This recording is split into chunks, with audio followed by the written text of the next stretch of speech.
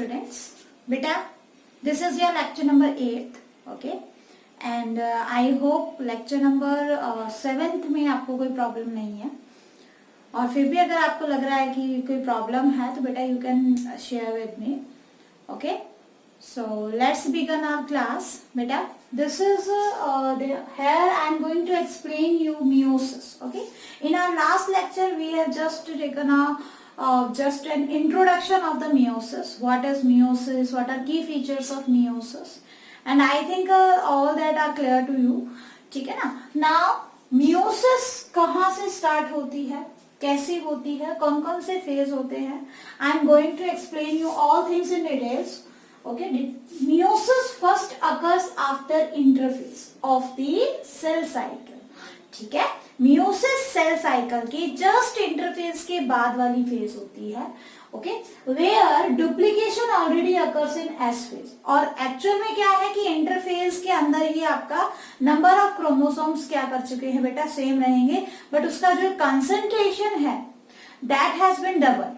Okay, वो double हो चुका है एस फेज के अंदर, बिल्कुल एस फेज. देखो इंटरफेस बिल्कुल, देखो एक बार हम आउटलुक में, वैसे मैंने कल दिया था आउटलुक आपको, टोटल सेल साइकिल में इंटरफेज, ये तो हो गया इंटरफेज जिसमें आपने पढ़ा G1 फेज, ठीक है ना, एस फेज और G2 फेज, ऐसे करके ये टोटल आपने इंटरफेज पढ़ा. उसके बाद आता है डिवाइडिंग फेज. लेकिन मियोसिस के अंदर बेटा ये फेज भी 3 में डिवाइड होता है. ठीक है, एक तो होता है मियोसिस फर्स्ट, एक होता है मियोसिस सेकेंड, और फिर उसके बाद होती है साइटोकाइनेसिस. ठीक है, तो इस तरीके से ये इवेंट्स की जो साइकिल है वो प्रोसीड करती है. तो अभी हमें मियोसिस फर्स्ट पढ़ना है, और मियोसिस फर्स्ट के बेटा 4 स्टेज होते हैं जैसे आपने माइटोसिस के पढ़े हैं. बट माइटोसिस और मियोसिस फर्स्ट में बहुत ज्यादा डिफरेंस होता है. ठीक है, तो देखो यहाँ पे प्रोफेज, यहाँ पे इसके जो 4 स्टेजेस है that are prophase first, metaphase first, anaphase first and then telophase first.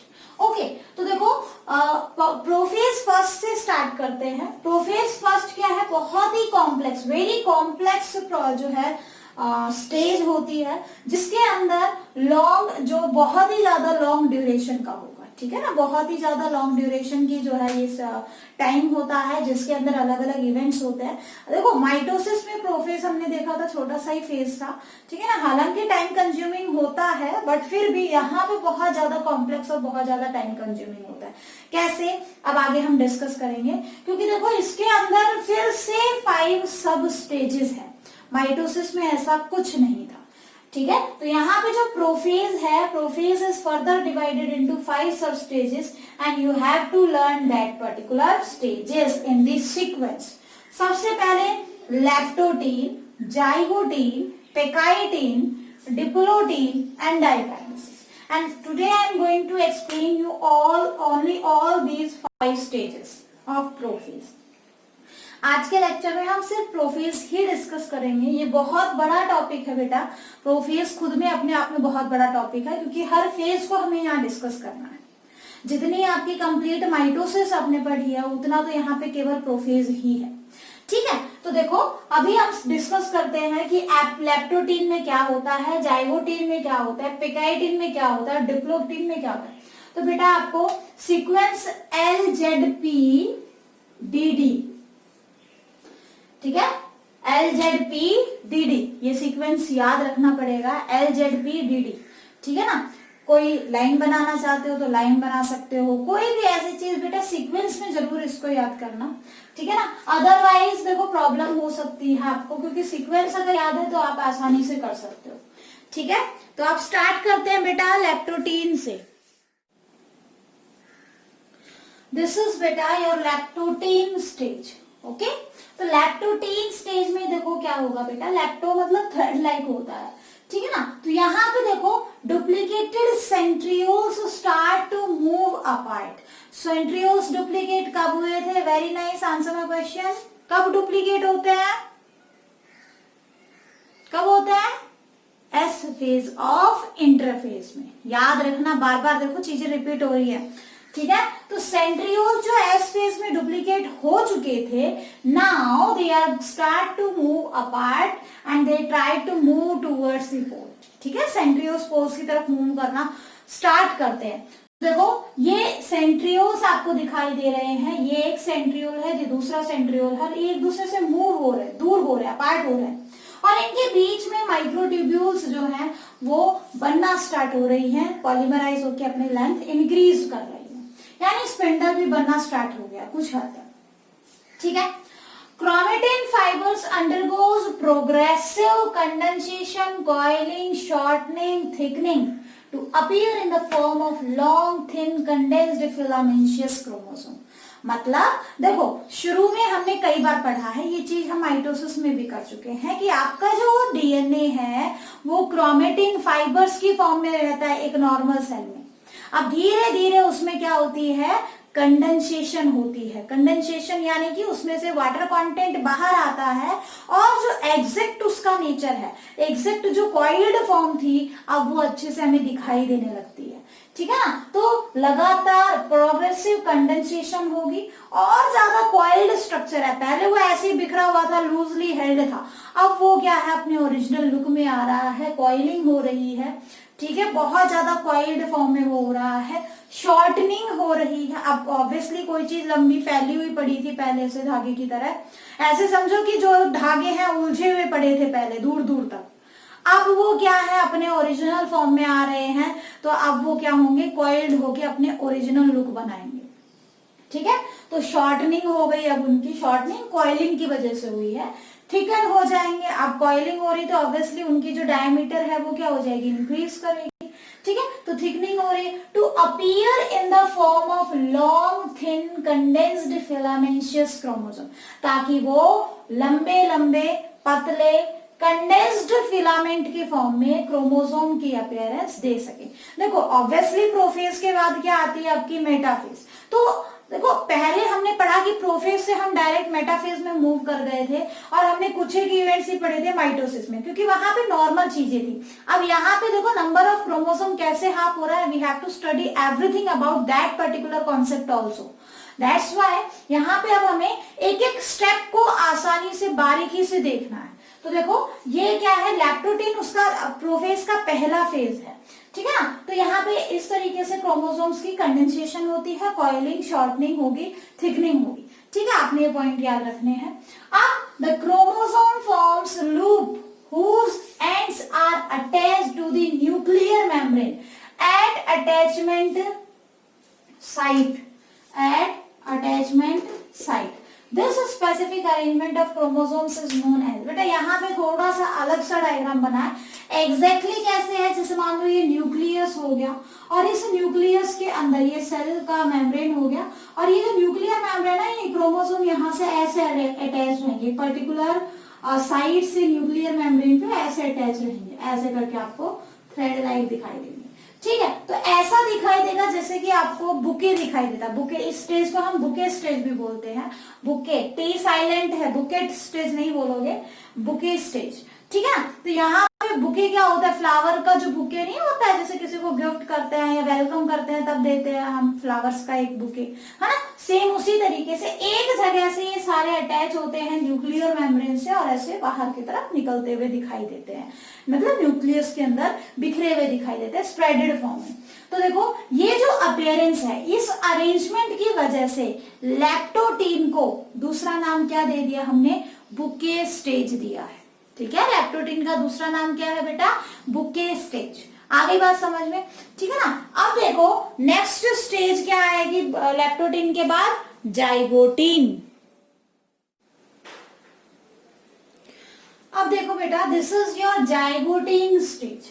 ठीक है, जाइगोटीन में क्या होता है, देखो सबसे पहले homologous chromosomes comes to lie in pair, मतलब जो होमोलोगस, अब होमोलोगस क्रोमोसोम्स आपको पता होने चाहिए क्या होते हैं। देखो होमो मैंने कल भी बताया था, होमो मतलब सेम, ठीक है, होमो मतलब सेम, लोगस मतलब लोकेशन।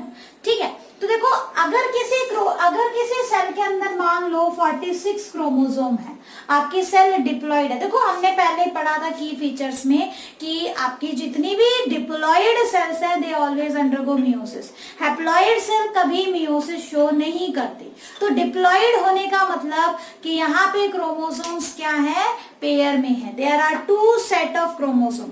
टू सेट का मतलब one set is from your mother side and other set is from your father side. यानी कि हर क्रोमोसोम, मान लो आपके पास 46 क्रोमोसोम है एक सेल में, ये 46 बेटा 2n की फॉर्म में है क्योंकि आपका सेल डिप्लॉयड है, दो सेट है इसके अंदर। इसका मतलब इसके एक सेट में 23 क्रोमोसोम और दूसरे सेट में भी 23 क्रोमोसोम। अब ये जो 23 क्रोमोसोम है, ठीक है, ये 23 क्रोमोसोम पेयर में आके जो है अरेंज हो जाते हैं और उस पेयर को क्या बोलते हैं हम, होमोलोगस क्रोमोसोम्स बोलते हैं। होमोलोगस का मतलब जैसे देखो आपके इस 23 में तो मैंने क्रोमोसोम नंबर 3 उठाया, तो इधर से भी आपका थर्ड क्रोमोसोम आएगा, ठीक है। अब इसका थर्ड वाला और इसका थर्ड वाला पेयर करके क्या बना दिया आपने, थर्ड क्रोमोसोम की होमोलोगस पेयरिंग कर दी, ठीक है। तो अब होमोलोगस का मतलब क्या है, देखो ये आपके यहाँ पे आपको 4 क्रोमोसोम्स दिख रहे हैं, ठीक है। मैंने इनमें से कोई 2 उठा लिए, दोनों उठा के और मैंने इनमें देखो कलर वेरिएशन इसलिए शो कर दिया कि एक मान लेते हैं हम आपका यहाँ ये वाला मदर से आया है तो मैटरनल क्रोमोसोम, और ये वाला फादर से आया है तो इसको बोल देते हैं पैटर्नल क्रोमोसोम। क्लियर, ठीक है। तो मैटरनल और पैटर्नल क्रोमोसोम आपके पास आ गए, मदर का क्रोमोसोम और फादर का क्रोमोसोम, दोनों का फंक्शन सेम रहेगा, थोड़ी बहुत दोनों का स्ट्रक्चर सेम रहेगा, फंक्शन में थोड़ा बहुत वेरिएशन आएगा। स्ट्रक्चर सेम क्यों होगा, क्योंकि मान लो यहाँ पे इस जगह पे अगर कोई एक पर्टिकुलर जीन फादर के किसी कैरेक्टर को कंट्रोल कर रहा है तो सेम पर्टिकुलर कैरेक्टर मदर का जीन यहाँ इस जगह पे वो होगा और वो उसको कंट्रोल कर रहा है। आई बात समझ में? तो मतलब जो जीन आपका फादर के क्रोमोसोम पे जहां पे है सेम वही उसी कैरेक्टर का सेम जीन मदर के क्रोमोसोम की उसी लोकेशन पे होगा। ऐसे क्रोमोसोम्स क्या होते हैं, उनको बोलते हैं होमोलोगस क्रोमोसोम। मतलब उनके ऊपर उनका स्ट्रक्चर सेम है और जीन जो है वो सेम पोजीशन पे सिचुएटेड है, ठीक है। आगे बात समझ में? और देखो हर क्रोमोसोम क्या होता है, पेयर में है। इतना आपको हम पहले ही पढ़ा चुके हैं कि डिप्लॉयड ऑर्गेनिज्म है तो हर क्रोमोसोम का अपना एक दूसरा पेयर जरूर होगा। यानी कि मदर वाला जो क्रोमोसोम है बिल्कुल उसके जैसा फादर वाला क्रोमोसोम हर हाल में आपको डिप्लॉयड ऑर्गेनिज्म में मिलेगा, एक्सेप्ट फॉर सेक्स क्रोमोसोम। उसकी बात हम बाद में करेंगे, ठीक है ना। तो यहाँ पे देखो ये इस तरीके से टोटल 23 पेयर आपके पास बन जाएंगे और 46 क्रोमोसोम आपकी सेल में। मान लो, चलो थोड़ी देर के लिए हम यहाँ पे मान लेते हैं आपके पास टोटल कितने, आपके पास 6 क्रोमोसोम्स हैं, ठीक है। एक डिप्लॉयड सेल है और डिप्लॉयड है यानी कि 2n की फॉर्म है। तो ये जो 6 सेल है ना बेटा, ये 6 सेल कैसे होंगे, पेयर में। पेयर जब करेंगे, एक मदर का, ये वाले मान लो फादर के और ये वाले आपके मदर के, तो देखो पेयर तो कितने बने, 3, लेकिन टोटल क्रोमोसोम कितने हो गए, 6। ऐसे ही हमारी बॉडी के अंदर हर सेल, जितने भी सेल्स हैं सारे के सारे डिप्लॉयड हैं एक्सेप्ट फॉर योर गेमीट्स को छोड़ के, ठीक है ना। तो जितने देखो ये जो डिप्लॉयड सेल है इसमें अब ये जो क्रोमोसोम्स थे जो बिखरे हुए थे अभी तक देखो ऐसे बिखरे हुए पड़े हैं। अब ये क्या होंगे, जो जिसका पेयर है वो उसके पास, जैसे ऐसे मानो कि आपके पास शूज का एक रैक है, ठीक है, शूज रखने की एक रैक है आपके पास और बहुत सारे शूज अभी उलझे हुए पड़े, बिखरे हुए पड़े थे। जब बिखरे हुए पड़े थे दैट स्टेज इज लैप्टोटीन स्टेज, ठीक है। लैप्टो का मतलब होता है बॉल लाइक, एक तरीके से आप बोल सकते हो। और अब जाइगोटिन स्टेज पे क्या आ गया है बेटा कि आपने वो शूज अब पेयर में रख दिया, जिसका पेयर जहां था आपने उसको अरेंज कर दिया है। आई बात समझ में? That particular pairing is known as synapsis, ठीक है। तो वो जो पूरा पेयर है उसको बोलते हैं होमोलोगस, मतलब स्ट्रक्चर सेम है।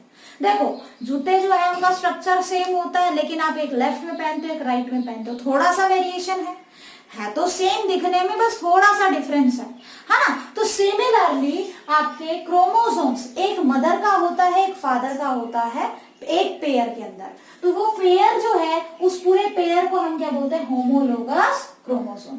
ठीक है, हर क्रोमोसोम का अपना एक क्या है, सेंट्रोमियर है। अच्छा, जब ये क्रोमोसोम देखो, अब ये आपको दो का मिलके एक पेयर बन रहा है ना, तो इसको बाइवेलेंट बोलते हैं। क्या बोलोगे, बाइवेलेंट स्टेज। ठीक है, paired chromosomes are known as bivalent. तो देखो आपकी जाइगोटिन बहुत इंपॉर्टेंट है, क्वेश्चन बेटा रखा हुआ मिलेगा, देख लेना आप। ठीक है, जाइगोटिन स्टेज पे क्या होती है, साइनेप्सिस होती है। What is synapsis? Synapses is just pairing of homologous chromosomes. Okay, so homologous chromosomes comes to lie in pair. This pairing is known as synapses or syndesis भी बोल देते हैं इसको। आई थिंक क्लियर हो गया होगा। अब देखो ये जो पेयर्ड क्रोमोसोम्स है इसको हमने क्या बोला बेटा, बाइवेलेंट्स बोला। ठीक है, अब जो ये अब क्या है, एक नया वर्ड आपको दिख रहा है कि साइनेप्टोनिमल कॉम्प्लेक्स स्टार्ट्स टू अपीयर। ध्यान रखना, कंप्लीट नहीं बना है, स्टार्ट टू अपीयर। कंप्लीट बनता है पेकाइटिन स्टेज में, इससे नेक्स्ट वाली स्टेज में, बट थोड़ा थोड़ा बनना स्टार्ट हो जाता है। देखो क्या है ये साइनेप्टोनिमल कॉम्प्लेक्स, ये प्रोटीन का एक कॉम्प्लेक्स स्ट्रक्चर है।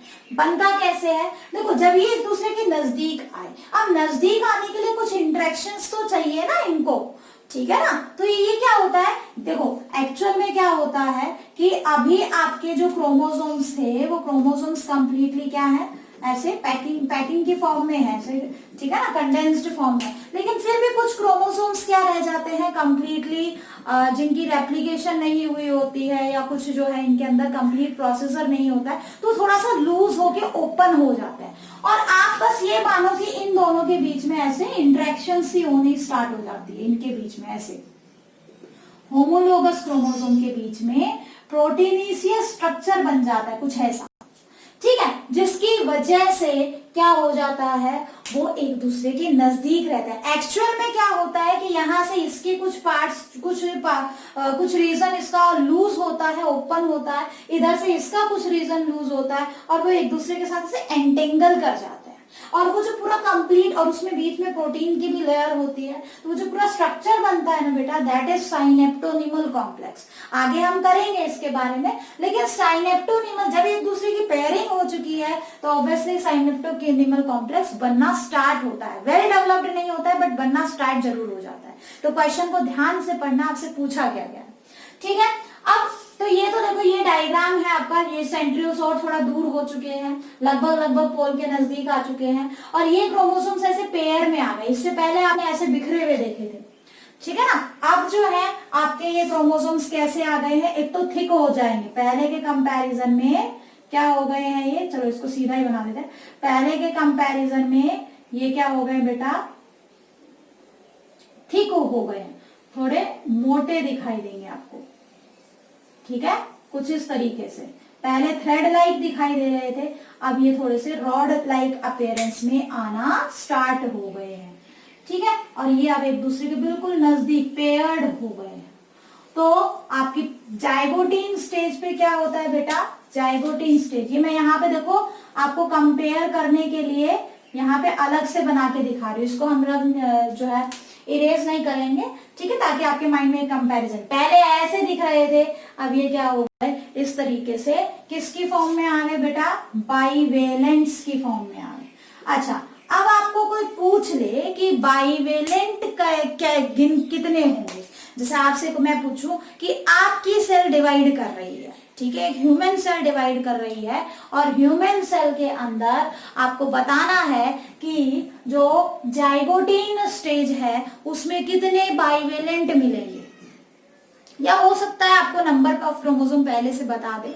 ठीक है, अब देखो बाइवेलेंट निकालने का तरीका क्या है, आप सिंपली क्या करो, the number of bivalents in a cell is equal to number of haploid chromosomes. क्यों, देखो बाइवेलेंट का मतलब पेयर ऑफ टू, दो का एक पेयर बनता है ना, तो हम क्या कहते हैं, एक सिंगल पेयर्ड क्रोमोसोम को हम बाइवेलेंट कह रहे हैं। तो मान लो आपके पास 46 क्रोमोसोम है, तो 46 क्रोमोसोम ऐसे करके 23 पेयर बनाएंगे, है ना, 23 पेयर बनाएंगे कि नहीं बनाएंगे। तो इसका मतलब 23 तो हाफ हुआ, है कि नहीं।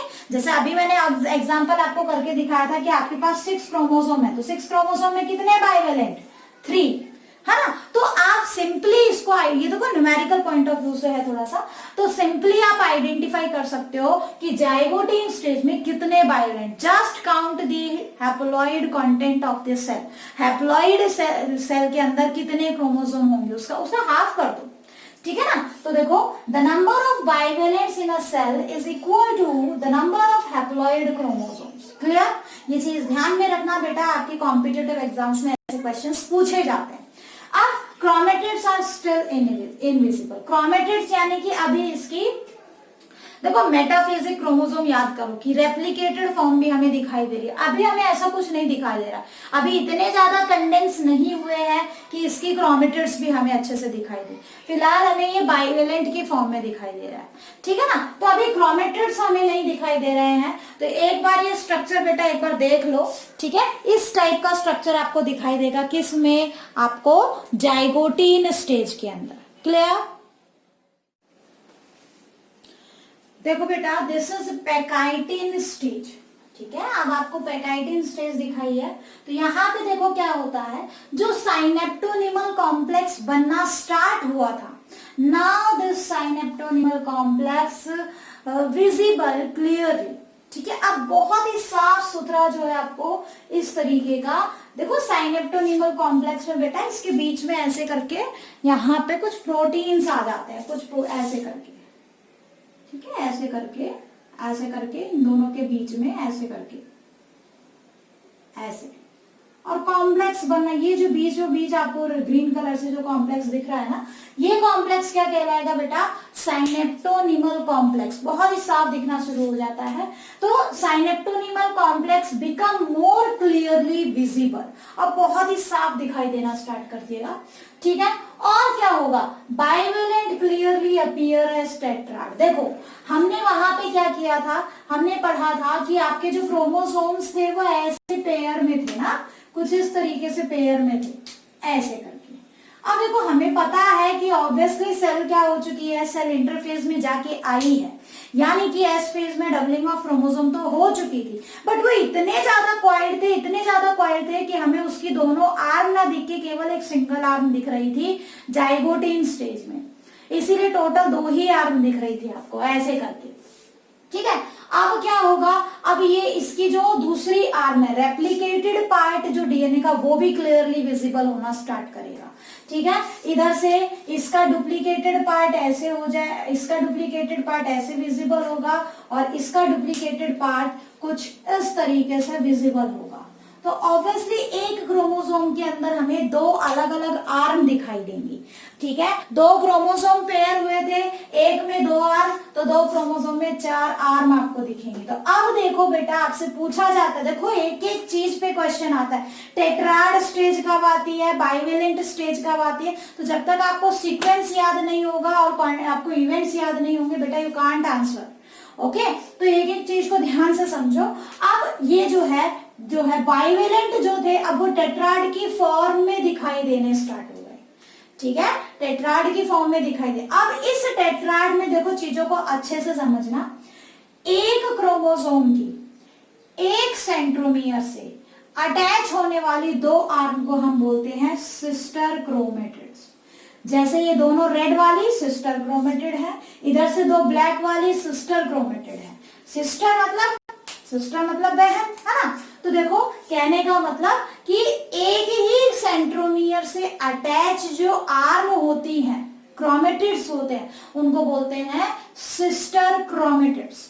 और अगर हम बात करें 2 अलग अलग सेंट्रोमियर की आर्म्स की, तो वो आपस में नॉन सिस्टर क्रोमेटिड। जैसे ये दोनों, एक ब्लैक एक रेड, नॉन सिस्टर क्रोमेटिड, एक ब्लैक एक रेड, नॉन सिस्टर क्रोमेटिड, ठीक है। ऐसे ही अगर आप यहां से लो, एक ब्लैक एक रेड, नॉन सिस्टर क्रोमेटिड, ये वाला इसके कंपैरेटिव में नॉन सिस्टर, लेकिन आपस में सिस्टर क्रोमेटिड। क्लियर।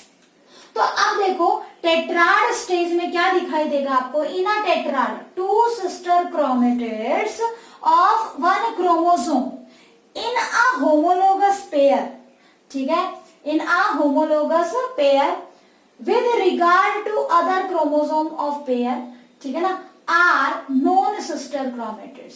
मतलब एक टेट्राड के अंदर आपको दो सिस्टर क्रोमेटिड्स, ये भी सिस्टर क्रोमेटिड्स है और ये भी सिस्टर क्रोमेटिड्स है, ठीक है, ऑफ वन क्रोमोसोम, एक क्रोमोसोम के अंदर, ठीक है, ये एक क्रोमोसोम की सिस्टर क्रोमेटिड और ये अगले क्रोमोसोम की sister chromatid in a homologous pair, इस पूरे पेयर के अंदर with regard to other chromosome. अब कह रहा है कि इसकी एक सिस्टर क्रोमेटिड और इसकी एक सिस्टर क्रोमेटिड। देखो ध्यान से देखो, ये स्टेटमेंट ध्यान से पढ़ो, ये स्टेटमेंट एज इट इज आता है, एनसीईआरटी का स्टेटमेंट है, ठीक है। टू सिस्टर क्रोमेटिड्स, ये वाली सिस्टर है इसके और ये वाली इसकी सिस्टर, तो दोनों को सिस्टर क्रोमेटिड्स कहा है। ऑफ वन क्रोमोसोम, ये इस वाले क्रोमोसोम की है, ये इस क्रोमोसोम की, इन अ होमोलोगस पेयर, एक होमोलोगस पेयर में with regard to another chromosome. भाई ये वाली इसके रेस्पेक्ट में देख लो या इसके, ये वाली इसके रेस्पेक्ट में देख लो, ठीक है ना, of a pair are called as non sister chromatids. इनको क्या बोलते हैं हम, नॉन सिस्टर क्रोमेटिड्स बोलते हैं। कहने का मतलब जब अलग अलग सेंट्रोमियर की अलग अलग मतलब दो क्रोमोसोम, दोनों की एक एक सिस्टर क्रोमेटिड, ठीक है, आपस में पेयर हो गई हैं होमोलोगस पेयर में, और उन दोनों को आपस में क्या कहा जाएगा, नॉन सिस्टर क्रोमेटिड, ठीक है। अब देखो अपीयरेंस ऑफ रिकॉम्बिनेशन नोड्यूल।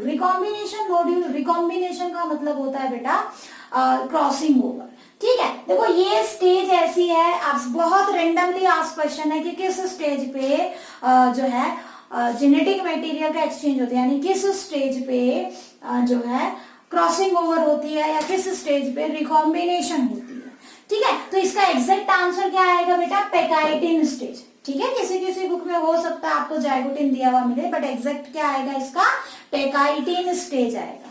आई बात समझ में, ठीक है। तो देखो अब क्या है, ये नॉन सिस्टर क्रोमेटिड इसकी इस तरीके से और आपस में दोनों क्या करेंगे, ओवरलैप करेंगे, और एक पर्टिकुलर जगह पे जैसे ऐसे ओवरलैप हुई तो किसी एक पर्टिकुलर जगह पे एक्सचेंज ऑफ जेनेटिक मटेरियल होगा, ठीक है ना। उस एक्सचेंज ऑफ जेनेटिक मटेरियल को, क्या उस साइट को जहां पे एक्सचेंज ऑफ जेनेटिक मटेरियल हो रहा है यानी कि रिकॉम्बिनेशन हो रहा है, वहां पे एक गांठ सी बन जाएगी। उस गांठ को, उस नोड को क्या बोलेंगे हम, रिकॉम्बिनेशन नोड्यूल। अब यहाँ पे तो हम देखो वो गांठ बना के नहीं दिखा सकते, ठीक है ना, तो रिकॉम्बिनेशन नोड्यूल्स बनना स्टार्ट हो जाते हैं। यहाँ पे एक ही जगह रिकॉम्बिनेशन होती है आपको दिख रही है, एक्चुअल में कई जगह पे होती है, ठीक है ना। तो देखो site at which crossing over, CO का मतलब केयर ऑफ नहीं है, क्रॉसिंग ओवर है, occurs between non sister chromatids of homologous chromosome. आ गया समझ में, ठीक है। तो इस तरीके से आपको रिकॉम्बिनेशन नोड्यूल्स देखने के लिए मिलेंगे। और क्या है, क्रॉसिंग ओवर होगी, ठीक है। Crossing over occurs, crossing over का मतलब क्या होता है, mutual exchange of genetic material. अब ये म्यूचुअल वर्ड क्यों यूज किया, म्यूचुअल का मतलब होता है अगर किसी को हम कुछ दे रहे हैं तो दूसरे से ले भी रहे हैं, दोनों ने एक्सचेंज किया है, इधर से इसने कुछ दिया, इधर से इसने कुछ दिया, ठीक है ना। तो दोनों आपस में क्या कर रहे हैं, लेन देन, इसने कुछ दिया इसको, ठीक है, और इसने कुछ दिया इसको, ठीक है। तो म्यूचुअल एक्सचेंज हो रहा है, यहां से कुछ पार्ट ये डोनेट करेगा इसको और ये कुछ पार्ट डोनेट करेगा इसको। That is mutual exchange of genetic material between non sister chromatids of homologous chromosome, उसको हम क्रॉसिंग ओवर कहते हैं। और ध्यान रखना ये प्रोसेस अपने आप नहीं होता, इस प्रोसेस को करवाने के लिए स्पेसिफिक एंजाइम की जरूरत पड़ती है। It is an enzyme mediated process and that particular enzyme is recombinase, ठीक है।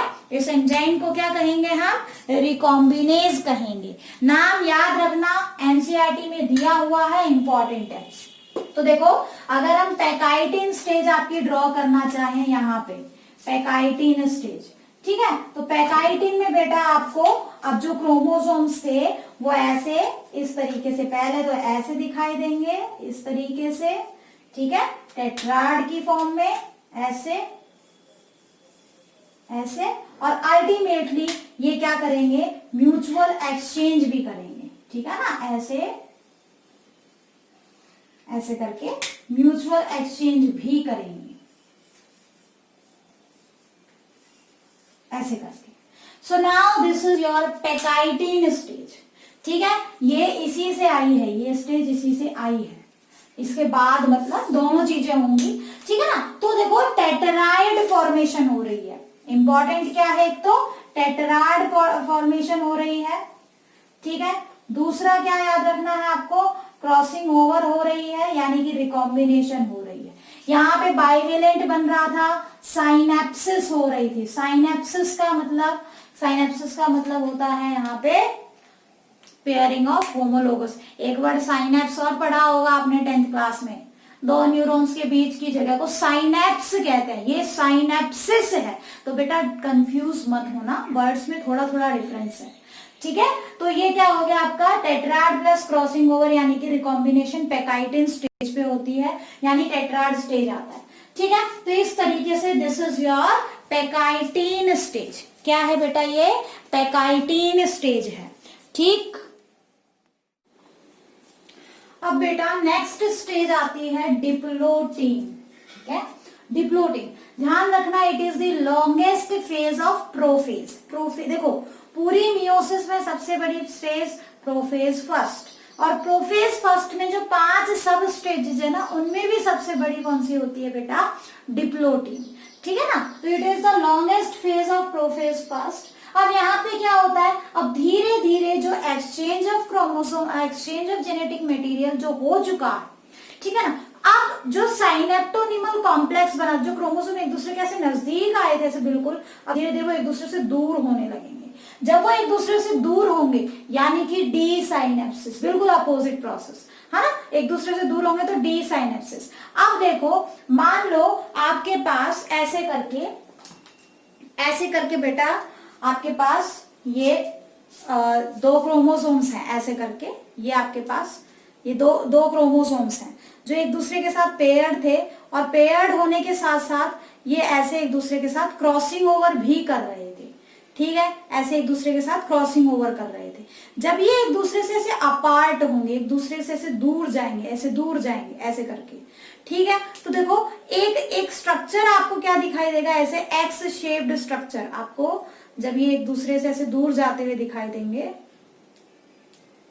तो ऐसे करके आपको एक एक्स शेप्ड स्ट्रक्चर दिखाई देगा, ठीक है, कुछ इस तरीके का एक्स शेप्ड स्ट्रक्चर जब ऐसे दूर जाएंगे, ठीक है। और ये जो एक्स शेप्ड स्ट्रक्चर बना है ना, ठीक है, ये रिप्रेजेंट कर रहा है कि इस पर्टिकुलर जगह पे क्या हुई है, क्रॉसिंग ओवर हुई है, ठीक है ना। तो उस पर्टिकुलर जगह को जो एक्स शेप्ड स्ट्रक्चर जो दिखाई दे रहा है, क्या रिप्रेजेंट कर रहा है, साइट ऑफ क्रॉसिंग ओवर को रिप्रेजेंट कर रहा है, उसको बोलते हैं क्याजमेटा।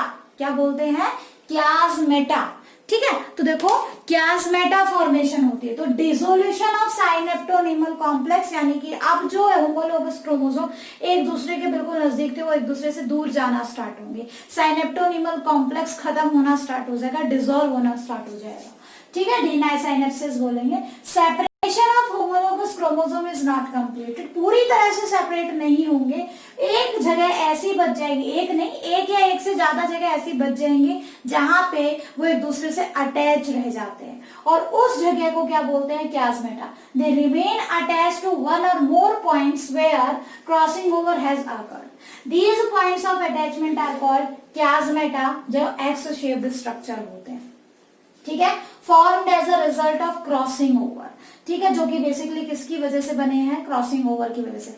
बच्चों ध्यान रखना, ये क्रॉसिंग ओवर का रिजल्ट रिप्रेजेंट कर रही है। एक बार एक इंटरव्यू में पूछा था, ठीक है ना, आई थिंक शायद IAS का इंटरव्यू था जिसमें पूछा गया था कैंडिडेट से कि जो है क्रॉसिंग, ये जो क्याजमेटा फॉर्मेशन है, is it formed as a result of crossing over और is it a reason of crossing over, इसकी वजह से क्रॉसिंग ओवर होता है या फिर ये क्रॉसिंग ओवर मतलब कि या इसकी वजह से क्रॉसिंग ओवर होता है या फिर ये क्रॉसिंग ओवर का रिजल्ट है, ठीक है ना। तो एग्जैक्ट आंसर क्या आएगा, it is result of crossing over, clear.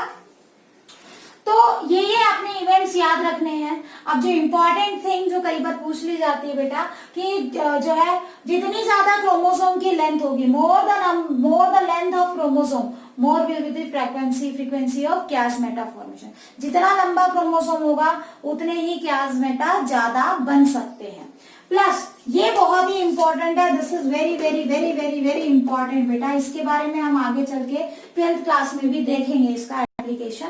क्या कि oocytes जो होते हैं वर्टिब्रेट्स के अंदर, oocyte यानी कि एग, जब एग बनता है फीमेल में, जब एग फॉर्मेशन होती है उस टाइम पे, ठीक है ना, डिप्लोस्टीन स्टेज पे आके वो रुक जाती है और ये डिप्लोटीन स्टेज फिर काफी टाइम तक प्रोलोंग्ड रहता है, ठीक है ना, तो मतलब कि काफी टाइम तक जो है सस्पेंडेड रहता है। तो उस स्टेज, ये जो है कई बार पूछा जाता है कि किस स्टेज में आके जो है क्रॉसिंग आपका जो ये सेल डिवीजन है वो स्टॉप हो जाता है oocyte ऑफ वर्टिब्रेट में, ठीक है ना। तो डिप्लोटीन स्टेज पे आके सेल साइकिल से बाहर नहीं आता है, वो सस्पेंडेड स्टेज होती है और प्रोलोंग्ड डिप्लोटीन को हम डिक्टियोटीन बोलते हैं। जैसे हम फीमेल की एग की बात करें, ह्यूमन बीइंग के अंदर भी जो है डिप्लोटीन के अंदर जो है इस तरीके से एक वो लगता है, स्टॉपेज आती है कुछ टाइम के लिए, ठीक है ना। तो इसको मैं डिटेल से बाद में डिस्कस करूंगी बेटा जब आप 12th क्लास में रिप्रोडक्शन वाला चैप्टर पढ़ेंगे। फिलहाल के लिए थोड़ा सा ध्यान में रखना, ठीक है ना। काफी खास करके मैमेलियन या वर्टिब्रेट्स के जो एग में इस टाइप की आपको प्रोलोंग्ड डिप्लोटीन देखने को मिल सकती है। क्लियर, ठीक है। अब नेक्स्ट और लास्ट स्टेज की बात करते हैं बेटा, diakinesis. Okay, last stage is diakinesis बच्चों। देखो अब क्या होगा, टर्मिनलाइजेशन ऑफ क्यासमेटा।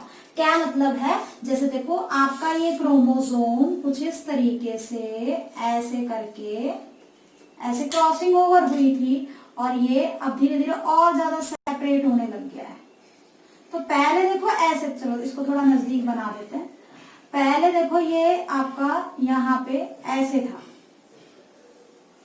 ठीक है, ऐसे था। तो देखो अब ये जो क्यासमेटा है आपका लगभग यहाँ पे बन रहा है, ये जो एक्स स्टेज स्ट्रक्चर है वो यहाँ पे बन रहा है। अब धीरे धीरे ये एक्स शेप स्ट्रक्चर कहाँ पे जाएगा, टर्मिनल्स की तरफ मूव करेगा। ऑब्वियसली जब आपकी ये दोनों चीजें ऐसे सेपरेट कर रही हैं तो नेक्स्ट स्टेज में क्या होगा, मतलब कि अब जो डाइकाइनेसिस स्टेज है वहां पे क्या होगा, ये एक दूसरे से बहुत ज्यादा दूर जाएंगे क्रोमोसोम्स, ठीक है, यानी कि डिसाइनेसिस तो चल ही रही है ना, तो इस वजह से ये क्रोमोसोम्स एक दूसरे से बहुत ज्यादा दूर आ चुके हैं और आपका जो क्यासमेटा है वो लगभग एंड पे पहुंच चुका है, ठीक है, टर्मिनल्स की तरफ मूव कर रहा है। तो क्यासमेटा का देखो पहले ऊपर की तरफ था, धीरे धीरे वो क्या आ गया है, नीचे टर्मिनल्स की तरफ आ रहा है और अल्टीमेटली एक दूसरे से सेपरेट हो जाएंगे, ठीक है। तो क्या होगा कि टर्मिनलाइजेशन ऑफ क्यासमेटा, क्यासमेटा की टर्मिनलाइजेशन हो रही है, ठीक है, और क्रोमोसोम्स अब फुल्ली कंडेंस्ड हो चुके हैं। अब अच्छे से बहुत ज्यादा जो है इसका अच्छा स्ट्रक्चर दिखाई दे रहा है। आई बात समझ में, ठीक है।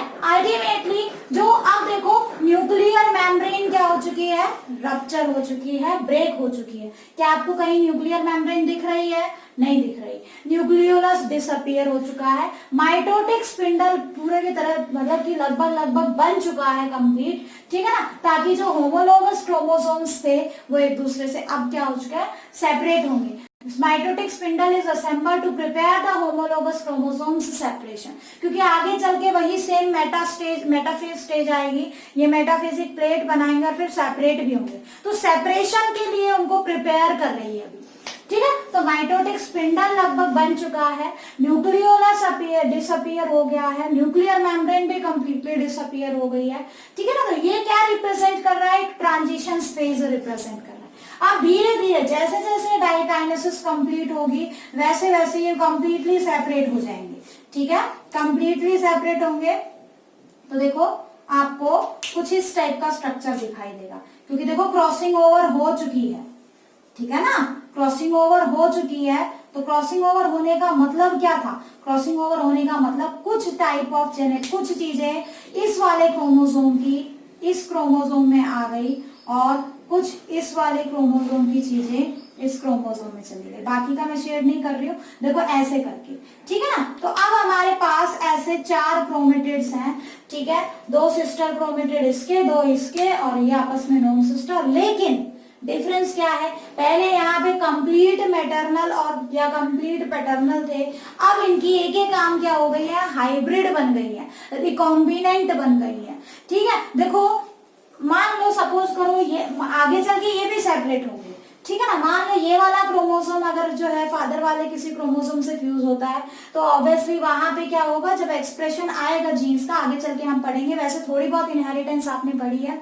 तो मदर या फादर की में से कोई एक एक्सप्रेस कर रहा है। बट कई बार क्या होता है, आपके पास क्या होता है, एक आपके अंदर कुछ कैरेक्टर मदर के, कुछ फादर के, क्यों, क्योंकि आपके अंदर हाइब्रिड क्रोमोसोम्स हैं। आगे बात समझ में, तो मतलब कि कोई मिला जुला करेक्टर अगर आ रहा है तो इसका मतलब फ्यूजन हाइब्रिड करेक्टर का हुआ है, ठीक है। लेकिन सिर्फ एक मदर का कोई एक करेक्टर आ रहा है या सिर्फ एक फादर का आ रहा है तो वो generally paternal character as it is आता है, कोई चेंज नहीं होता। तो देखो ये जो रिकॉम्बिनेशन हुई ना, इसकी वजह से नए चेंजेस आते हैं। अब आगे चल के जो ये वाली जो क्रोमोसोम बनेगा, ये वाला जो क्रोमोसोम बनेगा, ऑब्वियसली इसमें पेरेंटल करेक्टर से कुछ ना कुछ चीजें अलग मिलेंगी, यानी कि कोई चेंज हुआ, कोई वेरिएशन आई। क्या तुम अपने पेरेंट्स की हूबहू कॉपी हो? बिल्कुल नहीं, है ना, बिल्कुल ऐसे तो नहीं हो, ठीक है। You are not clone of your parents, आप में और आपके पेरेंट्स में कुछ ना कुछ डिफरेंसेस हैं। क्यों? बिकॉज आपके जो पेरेंट्स के जो गेमीट्स बने थे, उन गेमीट्स में 2 गेमीट्स तो बिल्कुल हूबहू पेरेंट्स के जैसे होते हैं, ठीक है, लेकिन 2 उनमें से हाइब्रिड भी होते हैं। आगे बात समझ में, ठीक है ना। तो हाइब्रिड यानी कि रिकॉम्बिनेंट करेक्टर्स भी हैं। आगे बात समझ में, तो देखो यही एक यूनिक फीचर है मियोसिस का। मियोसिस का मेन काम क्या है, ठीक है, नंबर ऑफ क्रोमोसोम हाफ हो गई, ये तो था ही था, प्लस हमने कहा था कि रिकॉम्बिनेशन होता है, नए कैरेक्टर्स जो है वो डेवलप होते हैं। क्यों? क्योंकि क्रॉसिंग ओवर हुई है, ठीक है। अब आगे चल के जब ये सेपरेट करेंगे तो ये एक क्रोमोसोम, ये एक क्रोमोसोम, ये एक क्रोमोसोम और ये एक क्रोमोसोम, सब अलग अलग स्तर में जाएंगे लास्ट तक जब देखोगे, ठीक है ना। तो ऑब्वियसली जहां जहां ये गए हैं वहां वहां मतलब कि अगर ये वाला क्रोमोसोम फ्यूज करेगा तो मदर के कैरेक्टर्स ज्यादा है, फादर के हैं लेकिन कम है। इसमें फादर के ज्यादा है, मदर के कम। ये कंप्लीटली मदर जैसा है, ये कंप्लीटली फादर जैसा है। तो ऐसे करके आपके पास 4 क्रोमेटिड्स अलग अलग सेल्स में जाएंगे, अलग अलग क्रोमोसोम का फॉर्म में, ठीक है। इसको हम बाद में डिस्कस करेंगे, बट एक बार यहाँ पे आई थिंक आपको समझ में आ गया होगा। तो पैकाइटिन तक हमने ये किया था बेटा। डिप्लोटीन में डिप्लोटीन में क्या हो गया था आपका जो है जो क्लाज्मेटा फॉर्मेशन हो जाती है, एक्सोजेट स्ट्रक्चर आपको कंप्लीटली नजर आने लगता है, और अल्टीमेटली डाइकाइनेसिस में क्या होता है, वो बिल्कुल टर्मिनल्स पे क्लाज्मेटा पहुंच जाता है। तो ये सीक्वेंस ऑफ इवेंट्स जरूर याद रखो, अदरवाइज बेटा आपको जो है क्वेश्चन करने में प्रॉब्लम आएगी, ठीक है ना। लेक्चर काफी लेंथी हो गया है तो आज यहीं पे टर्मिनेट करते हैं लेक्चर को, ठीक है ना। नेक्स्ट लेक्चर में हम मेटाफेज, एनाफेज, टेलोफेज फर्स्ट सारी करेंगे, और फिर उसके बाद कोशिश करूंगी कि आपको मियोसिस सेकेंडरी में करवा दूं, ठीक है ना। तो कोशिश करेंगे कि 2 लेक्चर में आपका चैप्टर कंप्लीट हो जाए, वरना फिर आपका एक लेक्चर और लग सकता है, ठीक है। That's all for today's lecture बच्चों, थैंक यू।